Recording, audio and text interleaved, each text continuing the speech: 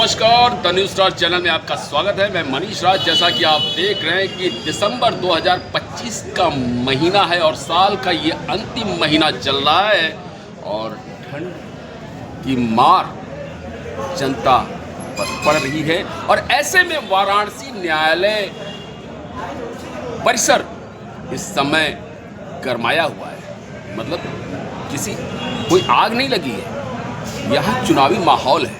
चुनावी माहौल से ये वाराणसी न्यायालय परिसर, यहाँ का माहौल गर्म है चूँकि चुनावी माहौल चल रहा है। तो ऐसे में आइए इस वक्त हम आपको मिलवा रहे हैं अपने चैनल पर। इस सप्ताह के हमारे मेहमान हैं वाराणसी न्यायालय के जुझारू अधिवक्ता विनोद शंकर सिंह जी, जो कि सेंट्रल बार एसोसिएशन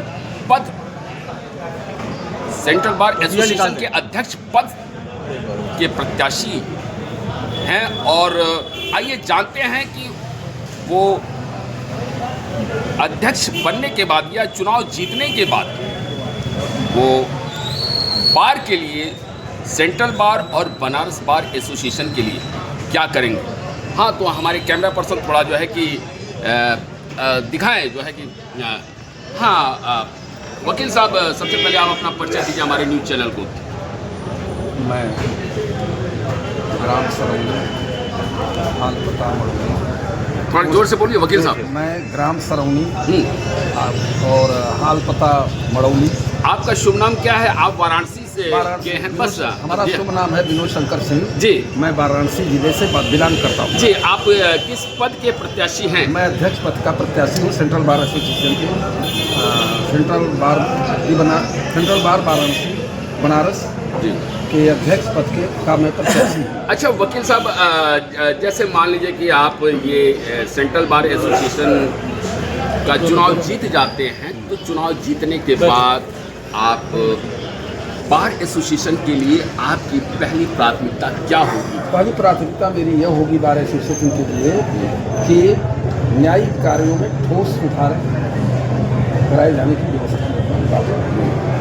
और जैसा कि हम देखते हैं अधिकांश कि कचहरी के अधिवक्ताओं की सुरक्षा को लेकर जो है कि कोई ठोस प्रबंध नहीं किए जाते शासन द्वारा, प्रशासन द्वारा। तो ऐसे में आप क्या कहना चाहेंगे?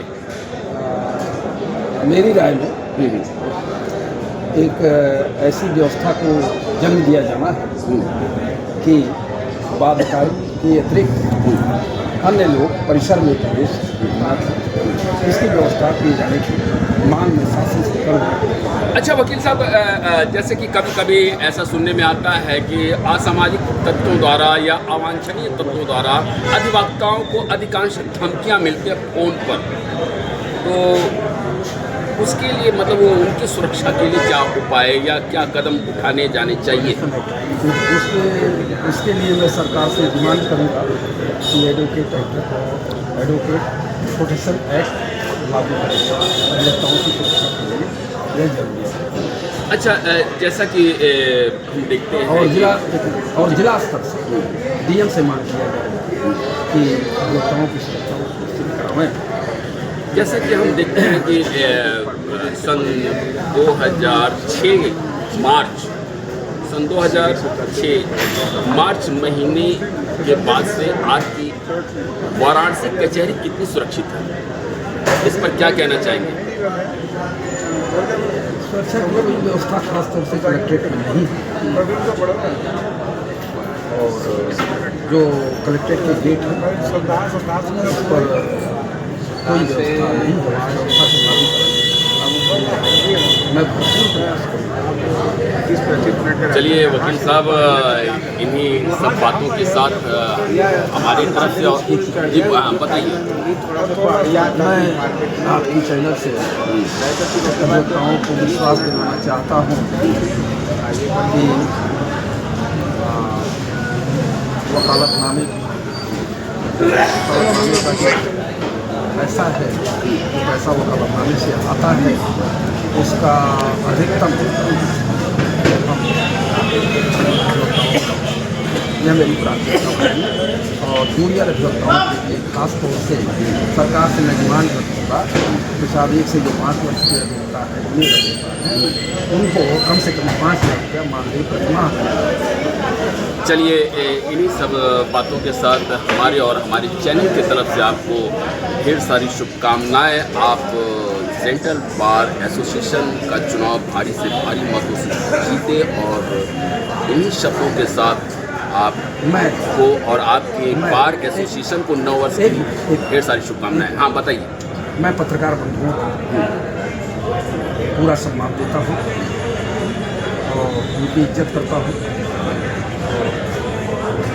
हमारी बातों को, हमारे किए गए कार्यों को आप समय जनता को अवगत कराते रहेंगे।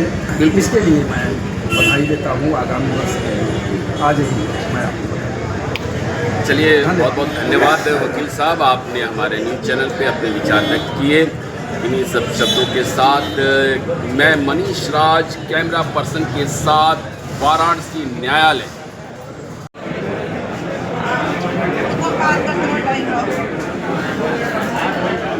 ठीक है, धन्यवाद भैया। विनोद शंकर जी अध्यक्ष सेंट्रल बार। विनोद शंकर जी अध्यक्ष सेंट्रल बार।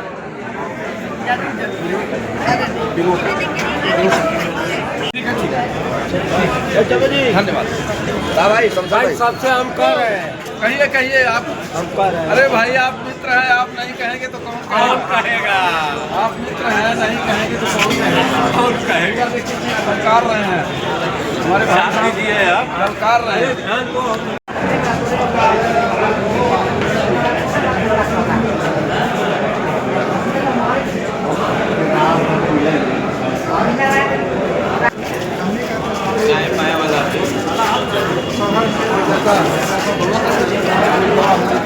आज करना साढ़े 5।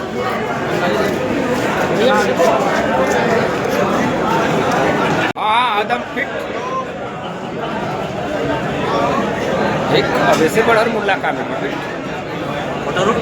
नहीं कुछ हम ही भैया यार।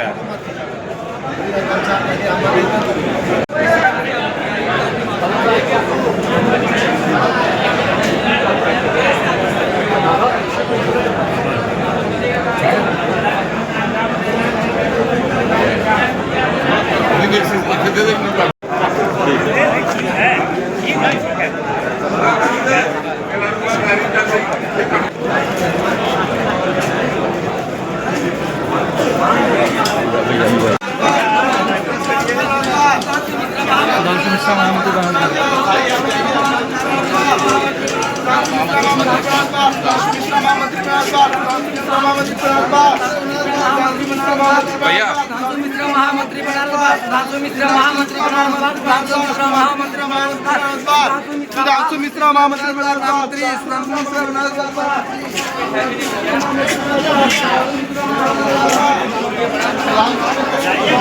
लेकिन प्रारंभिक जांच में सामने आया है कि उससे जुड़े हुए जिन अभियुक्तों को एसटीएफ या यूपी पुलिस की कार्रवाई में पकड़ा गया है, उनके कुछ संबंध समाजवादी पार्टी से सामने आए हैं और समाजवादी पार्टी जो अपने कार्य के अनुरूप जिसका जो बदनाम हो चुकी है और पहले से कुख्यात है, इस पूरे मामले में भी उसकी संलिप्तता आएगी। चूंकि एसआईटी एक राज्य स्तर की एसआईटी इस पूरे मामले की निगरानी कर रही है, जिसमें यूपी पुलिस, एफएसडीए, इनसे जुड़े हुए सभी अधिकारी मौजूद हैं। इनके अवैध रूप से तस्करी के साथ साथ इससे जुड़े हुए अन्य जो महत्वपूर्ण पहलू होंगे, किन किन लोगों के पास ये धन गया है, ये बातें भी सबके सामने आएंगी और इस बारे में पूरी रिपोर्ट आने के बाद ही इसके बारे में कुछ कहा जा सकता है। लेकिन ये जरूर मैं कह सकता हूं कि जो सपा प्रमुख के द्वारा कहा जा रहा है, ये वही स्थिति है कि यही कसूर मैं बार बार करता रहा, धूल चेहरे पर थी और आईना साफ करता रहा। यानी फोटो इनकी है उन माफियाओं के साथ, तो स्वाभाविक रूप से अवैध लेन देन में भी संलिप्तता कहीं ना कहीं सामने आएगी। जांच आने दीजिए, दूध का दूध और पानी का पानी सबके सामने आएगा। धन्यवाद जी।